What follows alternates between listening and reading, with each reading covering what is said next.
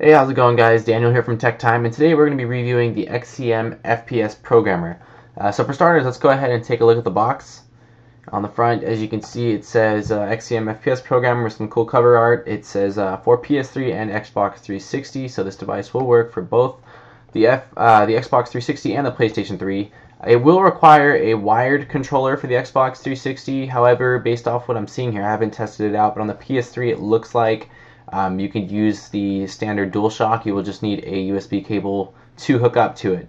This programmer is a device that will allow you to map button combinations. What that means exactly is that you can change the button layout of your controller and combine multiple presses with the touch of just one button. For a drop shot, when you would aim in and then press the, I believe it's B button to drop down to the ground, you can map those buttons together. And with this programmer, every time you hit the trigger, you'll aim in and drop shot without having to hit the B button. So it's like an auto drop shot, which is kind of fun for messing around, or just to play like that.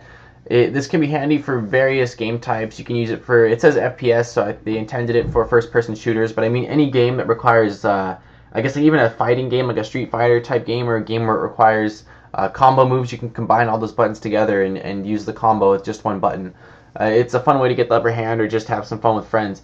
The thing that I really like about this device is that with the Xbox 360 and the PlayStation 3, most modifications require you to open up your console, which will obviously ruin or end your warranty. And most of them also require some soldering of a mod chip or some wires or something of that nature. This device, as it said, is a plug-and-play. So simple as plugging your controller into this device and plugging the USB into the front of your PlayStation 3 or Xbox 360, and it will work. It will not get you banned. It will not limit. It won't remove your warranty, and it'll work on any dash version, so you have nothing to worry about with that. So I think that's a really cool thing for people that don't want to open up their Xbox 360 and install like rapid fire chip or RGH chip, or for the PS3. I guess with the PS3 it's a little different because you can jailbreak it with the USB, but still it's just kind of a cool alternative that won't limit your, remove your warranty. Alright guys, so really quickly I'm going to run through the different buttons and switches on this. I'm going to go ahead and start with the top three switches, and I'll work my way down to the bottom things and explain to you what that does. So on the very top left you have a switch that says mode, and there's A and B option. Mode A will be where the mapped keys that you've entered will work at the same time. So if you combine 4 buttons, it will do all those at the same time, while with mode B it'll do them in a sequence, so one after the other. While when I played, I strictly used mode A. I used mode B and I just wasn't, it didn't do what I wanted it to do. Mode A was what I was looking for with the whole drop shot and steady like sniper scope, as well as jump shotting and just messing around, things like that.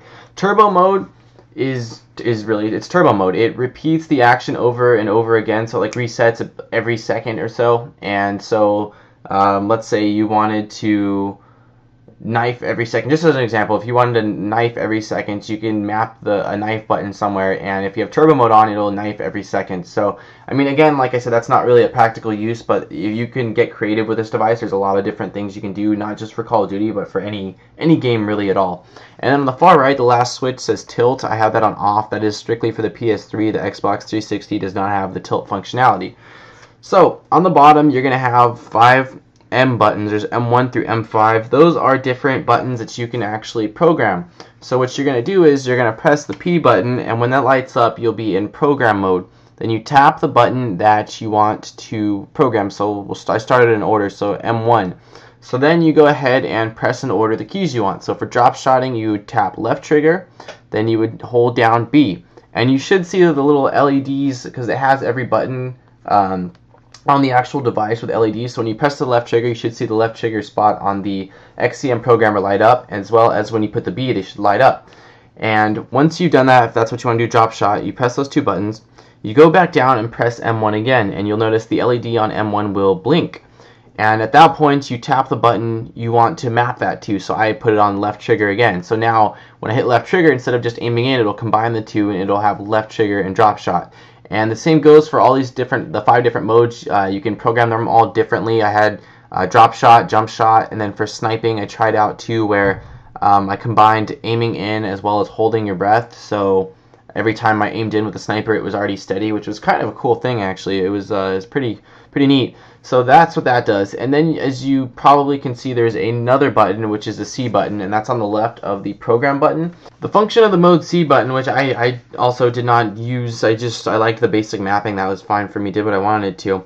The C button will do things like if you want to press the right trigger button twice and reload the bullets automatically by pressing the X key, you can set the sequence of action on the right trigger button. So this is how you would do it. Let me just explain to you. It says, and I'm reading this out of the instruction guide actually. So it says press the P button on the XCM FPS programmer device. The P LED will light up just like if you were programming another one.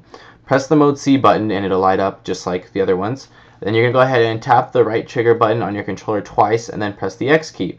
The right trigger and the X LED indicator on the device are both lit up now. Now press the C button when it'll blink, and you go ahead and press the right trigger button. Now once the C LED is activated, or the C button is activated, after you've pressed the right trigger button twice, it'll automatically activate the X function, which is a reload for Call of Duty.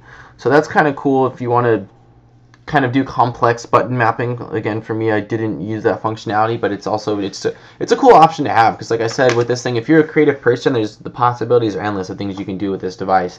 And then to reset or to erase a function, all you have to do is tap the P button and make it light up, and then hold down whichever button you want to reset for 3 seconds, and you'll see a little red LED go through all the different buttons really quickly, and that just means that your device has reset.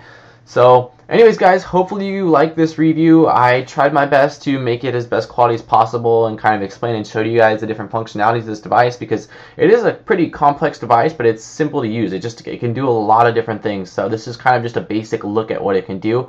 If you have any questions, feel free to send me a comment in the video below, and I will try my best to answer, and if not, I can try to contact the team over at XCM, and I'm sure they would be glad to help. So if you guys like the video, and you can go ahead and thumbs up the video, I'd really appreciate it guys, and more videos to come soon. Daniel here from Tech Time. Thanks for watching.